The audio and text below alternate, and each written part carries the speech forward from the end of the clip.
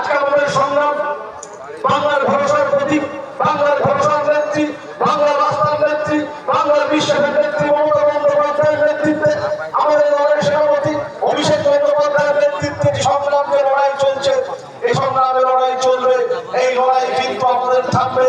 এই যে 1 জুন শেষ দফার আমাদের নির্বাচন, এই নির্বাচনে আমরা আমাদের ভরসার প্রতীক, আমাদের রাস্তার প্রতীক, আমাদের বিশ্বাসের প্রতীক গোলাপফুল চিহ্নে 1 জুন আমাদের গণনেত্রী মনোনীত প্রার্থী হাজী শেখ মুজিবুর ইসলামকে আমরা নির্বাচিত করব। বিপুল ভোটে জয়যুক্ত করে আমরা পার্লামেন্টে পাঠাবো।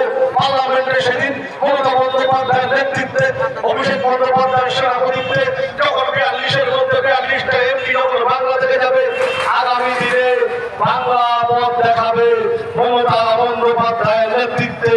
ইন্ডিয়া জোট ভারতবর্ষের পথ দেখাবে এবং দায়িত্ব নিয়ে বলছি, মমতা বন্দ্যোপাধ্যায় আমাদের নেত্রী, অভিষেক বন্দ্যোপাধ্যায় আমাদের সেনাপতি, আমাদের দল তৃণমূল কংগ্রেস ভারতবর্ষের যে নির্বাচনের পরে 4 জুন যে রেজাল্ট আউট হবে, সেখানে যে ইন্ডিয়া জোটের সরকার হবে, সেই সরকারের কিন্তু দ্বিতীয় বৃহত্তম দল হতে চলেছে তৃণমূল কংগ্রেস।